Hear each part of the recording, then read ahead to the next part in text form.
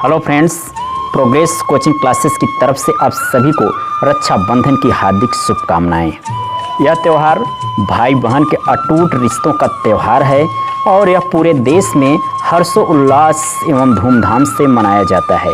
बहन भाई के कलाई पर रक्षा सूत्र बांधती है और भाई बहन की रक्षा का वचन देता है। पुरातन काल से मनाए जाने वाले इस त्यौहार के पीछे क्या कारण है, इस वीडियो के माध्यम से हम लोग जानेंगे। यदि आपने हमारे चैनल को सब्सक्राइब नहीं किया है तो सब्सक्राइब कर लें और बेल आइकन को ज़रूर दबाएं ताकि हर वीडियो का नोटिफिकेशन आप तक पहुंचता रहे। रक्षाबंधन कब और क्यों आरंभ हुआ, इसके संदर्भ में कुछ कथाएं हैं। So we want to start god Vishnu. इस कथा के माध्यम से दैत्यों के राजा बलि ने 110 यज्ञ पूर्ण कर लिए थे, जिस कारण देवताओं का डर बढ़ गया और राजा बलि अपनी शक्ति से स्वर्गलोक पर अधिकार न कर ले, इसलिए भगवान विष्णु के सम्मुख रक्षा के लिए पहुँचे और त्राहिमाम त्राहिमाम करने लगे। तब भगवान विष्णु, जो कि अंतर्यामी थे, सब कुछ समझ गए और उन्होंने वामन अवतार धारण किया। तब राजा बलि से भिक्षा मांगी। भिक्षा में 3 पग भूमि देने का निश्चय किया गया। तब भगवान विष्णु ने एक पग में स्वर्ग, दूसरे में पृथ्वी को नाप लिया। तब राजा बलि ने तीसरा पग आगे बढ़ते हुए देखा तो वह परेशान हो गया। वह समझ नहीं पा रहा था कि क्या करें।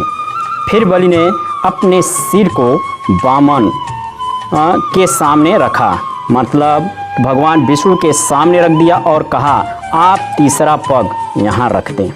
और इस प्रकार राजा बलि से स्वर्ग और पृथ्वी से निवास करने का अधिकार छीन गया और बलि रसातल में चला गया।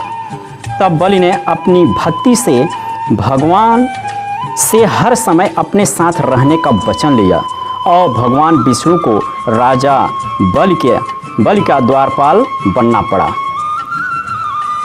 इस कारण देवी लक्ष्मी दुविधा में पड़ गई और वो परेशान हो गई, क्योंकि वो सोच रही थी यदि भगवान नहीं रहेंगे तो वैकुंठ का काम कैसे चलेगा। इसलिए वे सोच में ही डूबी थी कि रसातल में वापस जाना चाहती थी ताकि वो भगवान विष्णु को वापस ला सके। इस समस्या में कुछ क्षण वो डूबी थी, तभी नारद जी वहाँ प्रकट हुए और नारायण नारायण कहकर लक्ष्मी जी से निराशा का कारण पूछा, उदासी का कारण पूछा, तो लक्ष्मी जी ने सब कुछ बताया।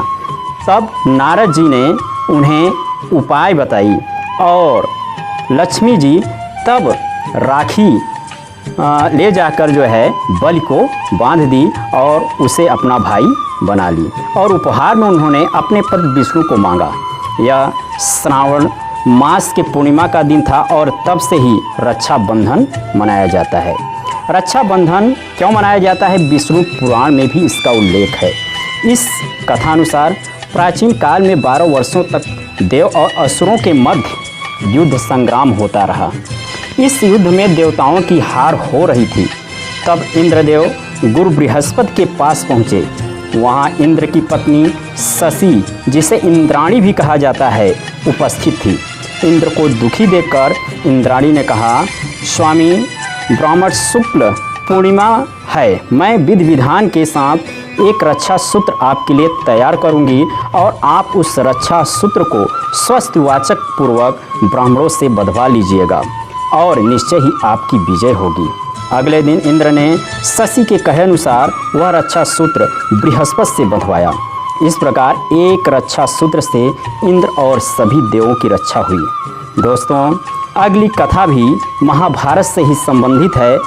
जब भगवान श्री कृष्ण ने शिशुपाल का वध किया और चक्र जब उनके उंगली पर वापस आया, तभी उनके उंगली पे थोड़ी सी चोट लग गई, उंगली कट गई। तब पांडवों की पत्नी द्रौपदी ने अपनी साड़ी का किनारा चीरकर श्री कृष्ण की उंगली पर बांध दिया।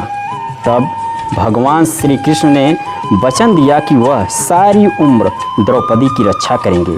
इसी दिन को चुकाने के लिए द्रौपदी के चीरहरण के समय भगवान श्री कृष्ण चीर के रूप में आगे आए और द्रौपदी की रक्षा की। इस तरीके से एक कुछ छोटी सी कहानी जो कि रक्षाबंधन से संबंधित है।